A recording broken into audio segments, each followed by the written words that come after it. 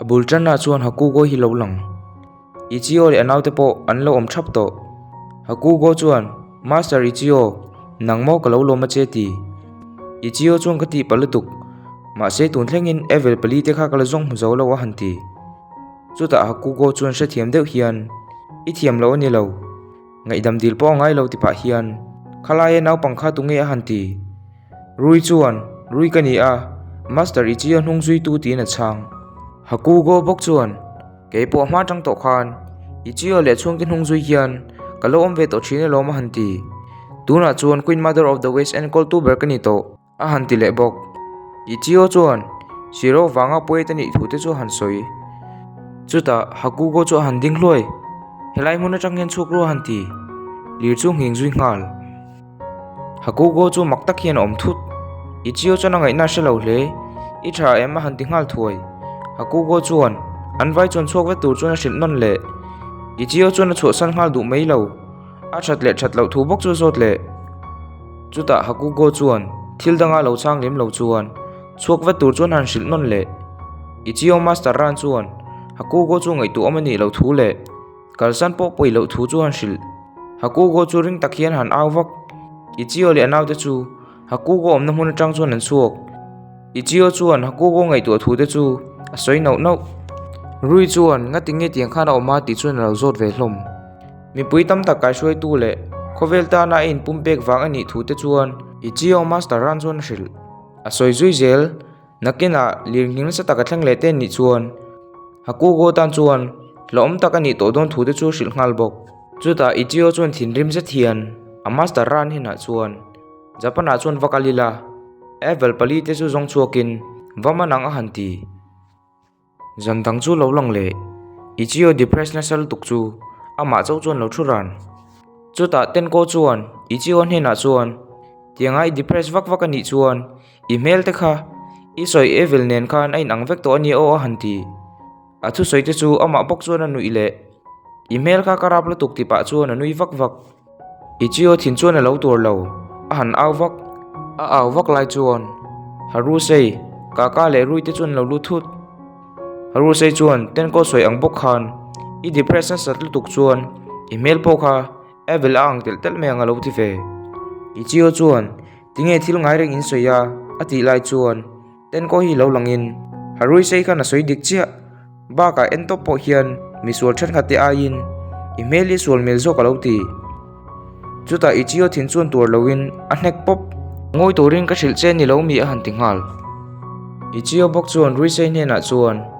tinge heta an lo kal thu chuan zot rui sei chuan na chin lokan man ruk ro chan chen thil tur le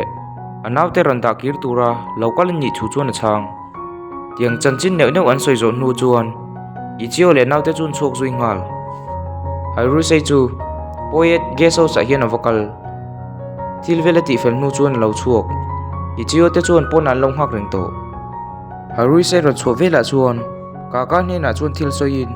japana kanjin kong thar tura hian jin kong kal kol vel khai pe lo tro ti na han zot kaka chuan ni e ka pe lo ti na lo chang harui sei bok chuan ani ti dan ka she ti pa chuan samsim chu a kau chuak chuta samsim chu lotus ku mu matang chuan lo chuak amoi kher mai harui sei chuan lo thleng thei mo hanti samsim chuan thei e tin lo chang ve mai bok chutia lo lang thu chu Ichio le thian te chuan mak an lo ti hle harui sei chuan samsim hne na chuan ithil ti tur chui shet kha vati nga ro le hanti samsim chu vakal ve ngal mai bok samsim chuan kaka hne na chuan jin konga thil engmai shet lo nan pangpar che ka chantir deng che o hanti amit ching tur chuan hril zui ngal kaka chu mi te ching ve mai bok Ichio chuan sha thiam lo je thian tinge tiang khan in ti a lo ti chul Sanshin chuan a thil ti theina mangin kaka chu pangpar che chuan a changtir ta dai nilo kaka ti chuan Ichio chu lo aw man mo Sansim chuan soi fe in adu anga ti ka ni lo thon tur om lo e lo ti injin kong kal kol zo huna ama pa ngai a lo chang le meyang Sansim chuan a hanti Ichio chu a hadam hoi harui se chuan tha lo ti hle tiang kha chuan tlamong takin border pok an kan thei to anga hanti harui sei chuan tiang thila soi pa chuan Ichio hne na immortal pi chu ei tur chuan ati ma se Ichio chu na lo ei du lo harui se chuan makalo ti hle Ichio chuan a mak ti hmel chu en pa hian khathil kha ei lowin a kal thei tho lo mi a han ti harui se chuan a kal thei tho tu chu na hril ve bok harui se yan makati na chan chu poit shim chuan immortal pi chu jin kong an ei thin wang ani ti chuan sin dang hi lo lang an kal chan ber evel palizing a pakhat zon mu ani Ichio te chuan do kan chu an lo thut kol thap to harui se chuan phun neu chung hian immortal pitch po ei du si lo tinge achunga hian har satna thlen me lo le ti chuan a phun neu Ichio chuan a phun ri chu lo she in a thil soi mek chu a hau ti thu le an mission tak chu shil to tur chuan a han ti ngal chuta harui se chuan ni e ti pa hian a story chu han soita ka thil hriat chu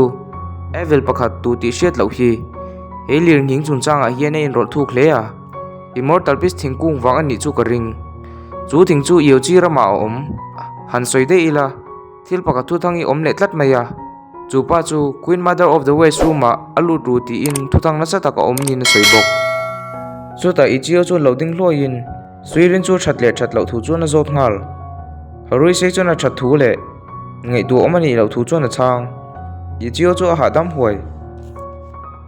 sin danga chuan dorngak tu pakathian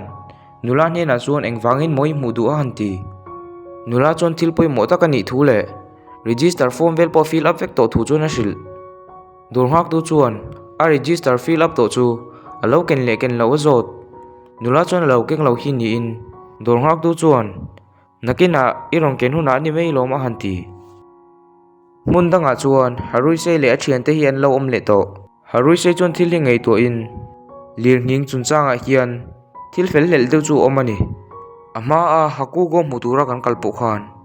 Ichio nen anin biak vela ni kha lir lo hing thil thup an nei nge ni anga an du huna lir ngin yen siam chop thei jok ti na soi pa no nula na china lu lo dil tu khan dorngak tu chu ti luin hamanga vowin ain lu pui tira chain nen anin thlung pa bok dorngak tu in rin lo lai chuan chain chu ti chat thutin dorngak tu chu tlupop chu ti lai chuan ramsalian za thi lo kalin a ei zui ngal kalu theita ti pa chuan nula chu lim takin lukhum te chu phel ta vela sin danga lo lang le Ichio chuan harui se ne na chuan kaning to enge kan en thlak chu ti pa chuan an kal chan chu chiang taka soi to mai tur chuan a hril zui harui se chuan han soin ni e han soi top chu ni oi lo mai thei lirnging na sa tak thin kha kan rin da na chuan evel zinga min ni lowin monster chi khatin na thlen tir ani kan ring ti chuan a chang mau mai Ichio chuan makalo ti viau a chan chu lirnging na sa tak thin kha evel zinga pakhatin na thlen tir ani arin wang ani chu ti lai chuan nula kha lo long le in phurza thian kan zalen ta midang te po kan bei le thei don ta ti in phurza thian a han soya zana ni le ta nula chuan kho pakhata hian thil rap thlak de walo ti mek mi puite chu an lo thlabar mel viau ani la anom lo ti mel viau si aramsa lo shroi ten he na chuan chetan to ngole ti pa chuan ramsa te chu an lo lang an vai chuan an lianin an kolmel em bok ole tu tum episode chu ting zong hi ni a like subscribe share le comment ka thengin loila episode 3 ron upload thoi kan tumang